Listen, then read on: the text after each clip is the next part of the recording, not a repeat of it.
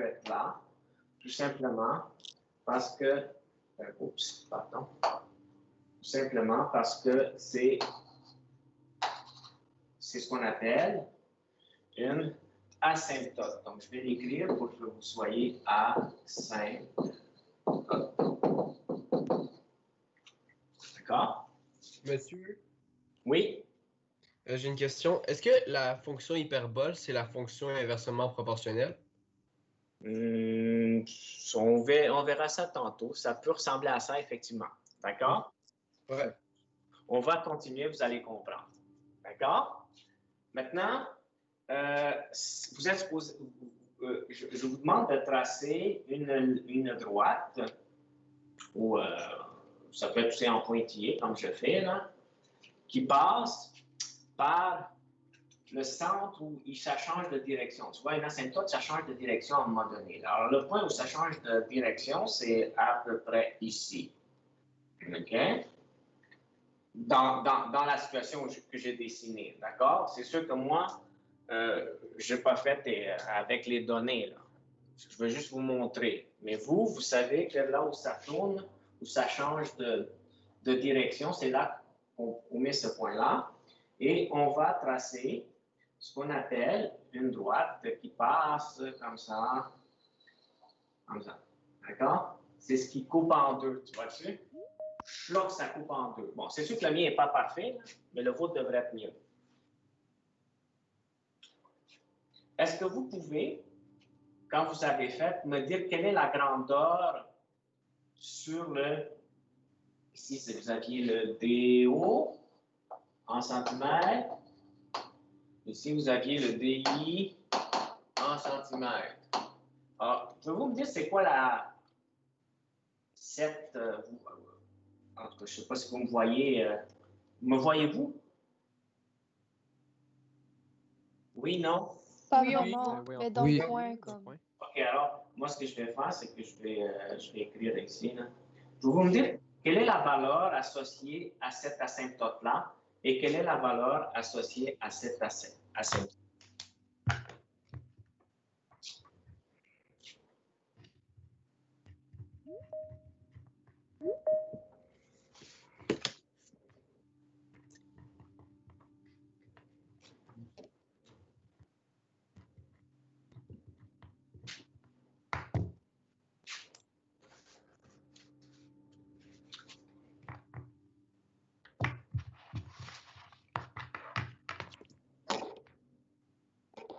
Monsieur, est-ce que je peux essayer de répondre? Oui, allez-y. Pour celle de la verticale, je dirais que c'est 16 et celle horizontale 12. 12, OK. Ça veut dire que la verticale, tu me dis que c'est 16? Ouais. Probablement parce que ta courbe, tu ne l'as pas continuée assez loin. Normalement, ça devrait être autour de 12 aussi. Est-ce qu'il y en a d'autres qui peuvent confirmer? Ben, moi, j'ai 12. Ouais, jusqu'à 14. Moi aussi, j'ai 12. 12, 14. J'ai 12, 12. 12, 12. 12, 12? Bon, ça, c'est excellent. Parce que c'est expérimental, n'oubliez pas. Hein? Et quand la grandeur est expérimentale, quand on fait des laboratoires et qu'on prend des valeurs expérimentales, actuellement, ce n'est pas nécessairement exactement la même chose parce qu'il y a des erreurs de prise de données. Comprenez ça? OK? Donc, normalement, ça devrait être 12, 12. Et ça, bon, même si il y en a qui vont avoir 13, 13 ou peu importe, là, ça dépend de votre asymptote et de votre point qui sépare les deux. OK? Donc, ça ici, là, c'est ce qu'on appelle la longueur focale. C'est la valeur de la longueur focale. Ce qui veut dire que dans le miroir, que je vous ai donné les données, avec le miroir que je vous ai donné les données, la longueur focale est entre 11 et 12. Ça va? Monsieur, j'ai une question. Oui. Mais comment on arrive à plusieurs asymptotes si on a tous eu les mêmes points? Bien, il y a deux asymptotes. Il y en a une verticale, l'autre horizontale. Ouais, mais celle verticale, certaines personnes ont dit 12, alors qu'on n'a même pas eu de point pour 12. Ça dépend où est-ce que tu as arrêté ta courbe de l'hyperbole ici. Là. C'est ici. Là. ici, tu l'as arrêté avant. Tu sais, si tu l'avais continué un petit peu, tu aurais vu que ça serait plus proche du 12 que du 14. Ok, d'accord. OK?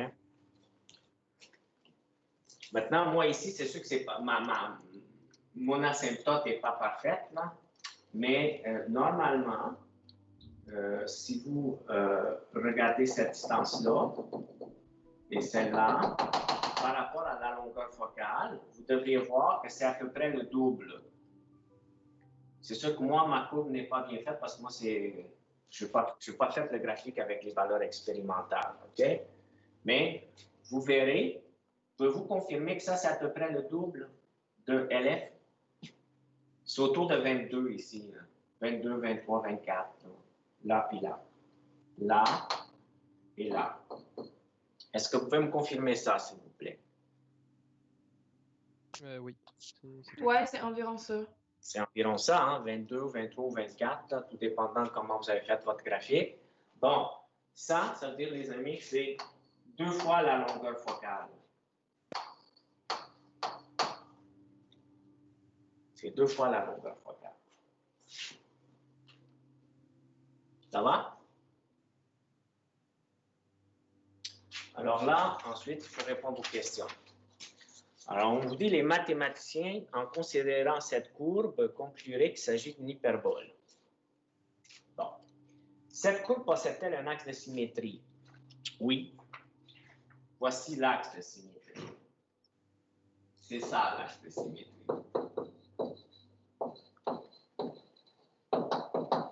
Pourquoi? Parce que les deux côtés de l'asymptote, si se pliaient, seraient l'un par-dessus l'autre.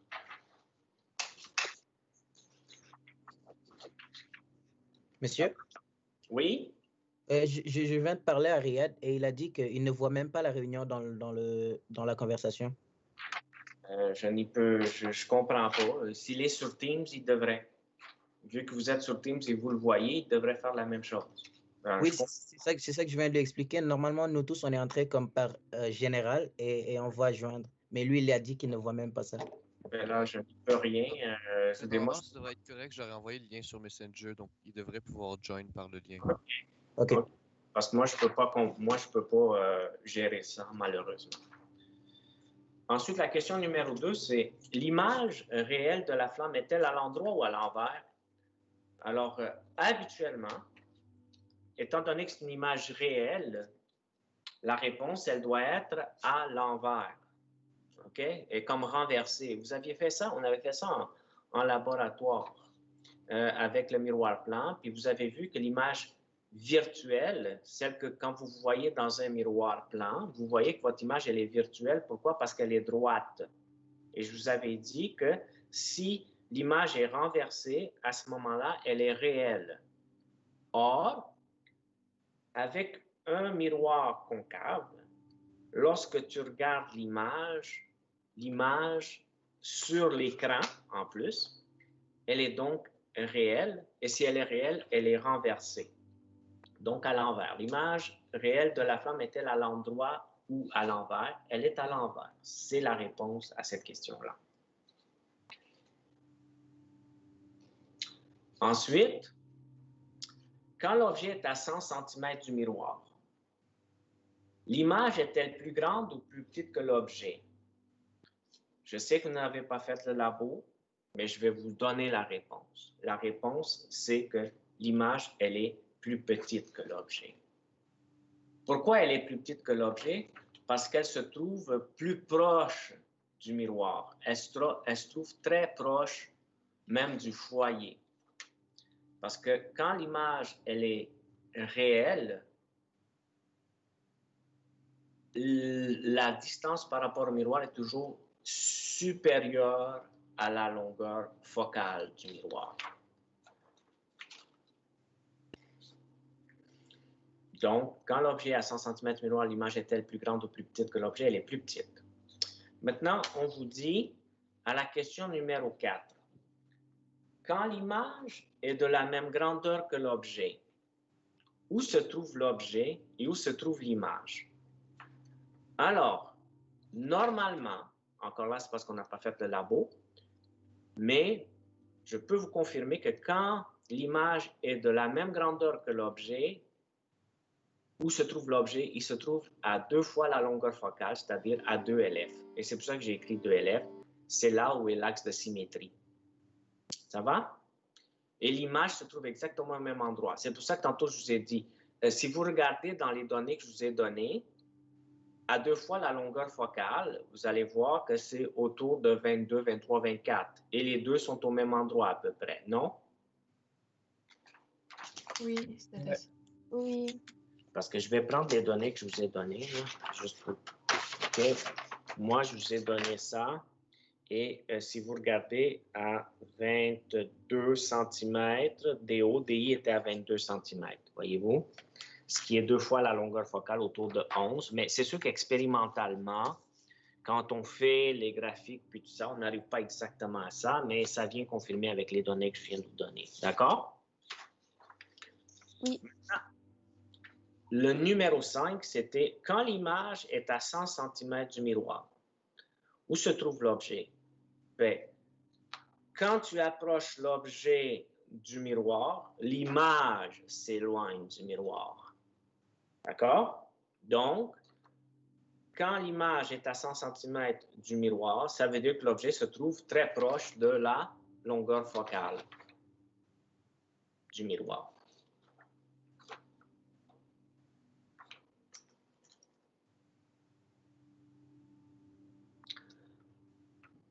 Question numéro 7, c'était, on remarque que la distance image-miroir varie inversement de la distance objet-miroir. Alors, quand la distance de l'objet... non, question numéro 7, je ne suis pas en train de lire ça. Excusez.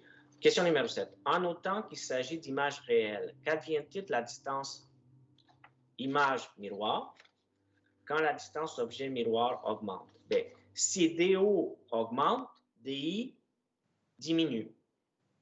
D'accord? Oui. Parce que quand l'objet était à 100 cm, l'image était à 12 cm. Et quand l'objet était à 14 cm, l'image était à 55 cm. Donc, voyez-vous que quand l'un augmente, l'autre diminue.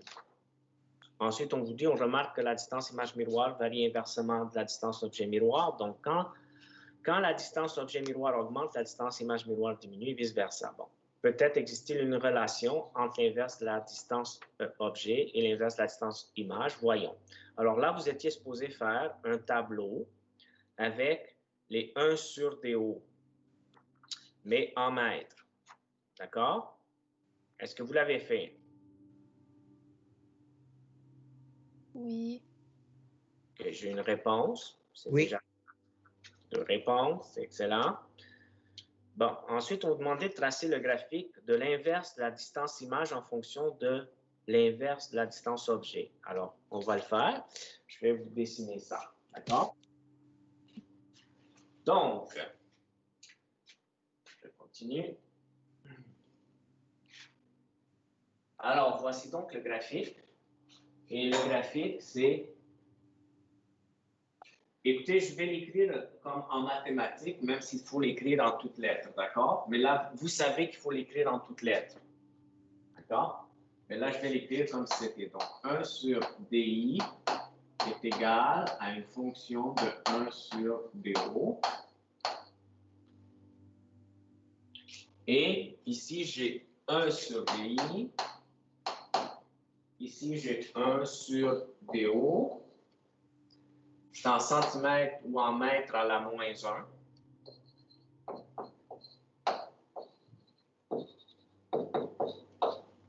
Et ici, c'est exactement la même chose.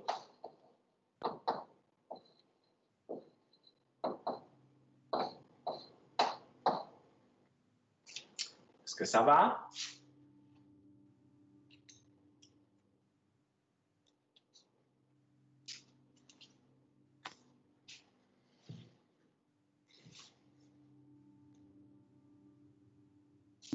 Monsieur? Monsieur, Oui? qu'est-ce Mais- que ça représente le genre F de 1 sur